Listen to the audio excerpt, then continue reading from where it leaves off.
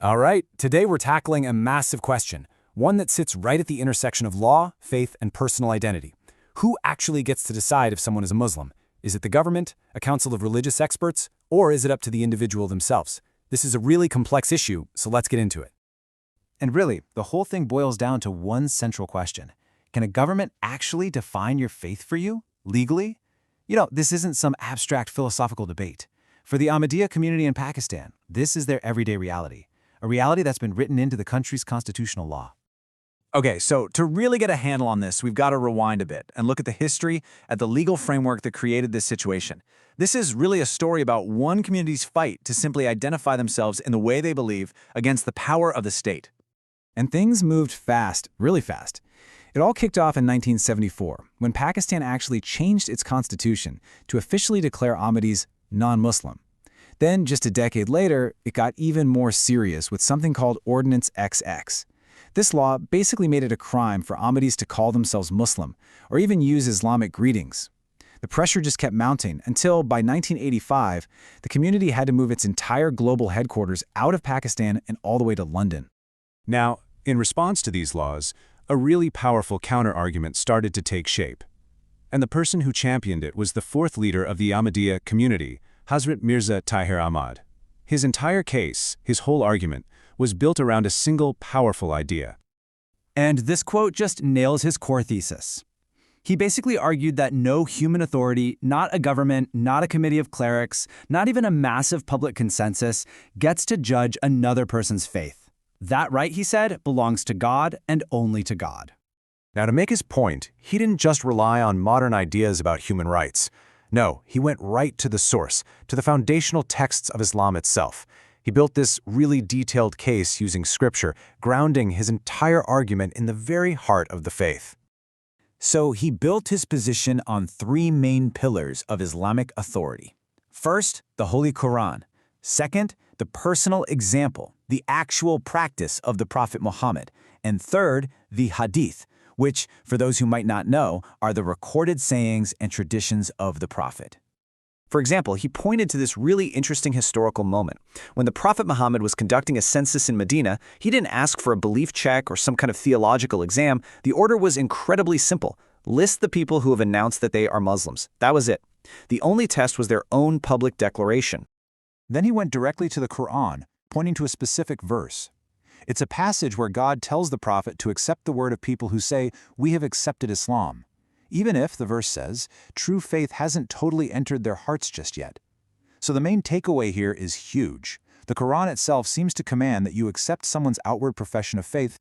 And this principle is hammered home in this incredibly powerful story from the Hadith. So a companion of the prophet is in a battle, and he kills an enemy just moments after that man declared his faith. The companion figured, hey, it's probably just a trick to save his own skin. But the prophet's reaction was swift and cutting. He asked him, "Did you tear open his heart to know if he was sincere or not?" Wow. I mean, the message couldn't be clearer. You can't know what's in someone's heart. That judgment is for God alone. Of course, this wasn't a one-sided debate. The Pakistani state and its supporters, they had their own set of justifications for these laws. They put forward their own legal and theological arguments for why they believed the Ahmadiyya community was, in fact, outside the fold of Islam. And their case really stood on three main pillars. First, you have the law itself. The 1974 amendment was passed by Parliament, so they argued it's legally binding. End of story. Second was this idea of ijma, which is a consensus among scholars. And third, it came down to a fundamental theological disagreement about the Ahmadiyya view on prophethood. So, let's take a second on that word, ijma. Just so we're all on the same page, this is a major concept in Islamic law. It basically means a consensus, a total agreement among Muslim scholars on some religious issue. And the opposition's argument was that exactly this kind of consensus existed, declaring Ahmadis non-Muslim. All right, so those are the three big arguments from the opposition. So how did Hazrat Mirza Tahir Ahmad tackle them? Well, he took on each one, head-on, with a direct rebuttal for every single claim. Okay, first, let's talk about the law. His rebuttal here was all about jurisdiction. His point was, look, a national assembly, a government body, it just doesn't have the authority to rule on someone's personal faith. He argued that religion is a fundamental right, a personal contract between a person and God, and the state has absolutely no business getting in the middle of that. Next up, that claim of a scholarly consensus, the ijma. To counter this, he did something brilliant. He pointed to Pakistan's own history. He brought up a famous judicial report from 1954, the Munir Commission. And what did it find? It found that the top Muslim clerics of the day couldn't even agree among themselves on a basic definition of Muslim. His point was just devastatingly simple. If the experts can't even agree on a definition, how can you possibly claim there's a binding consensus?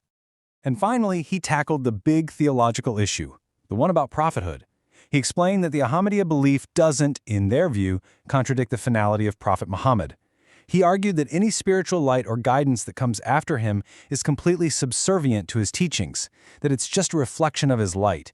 He used this beautiful phrase saying, "It comes through the prophet's fountain." So, at the end of the day, the point he came back to again and again was this. According to the foundational texts of Islam, the only thing that matters is a person's outward declaration. If someone says they are a Muslim and they follow the basic practices, then they are a Muslim, period. No one, no person, no institution has the right to try and peer into their soul and say otherwise. And that really leaves us with a question that's so much bigger than just this one case, right? It's a question for every society. Where do you draw the line between the authority of the state and the right of an individual to decide for themselves what they believe? There are no easy answers here for sure, but it's a conversation that's absolutely critical to have.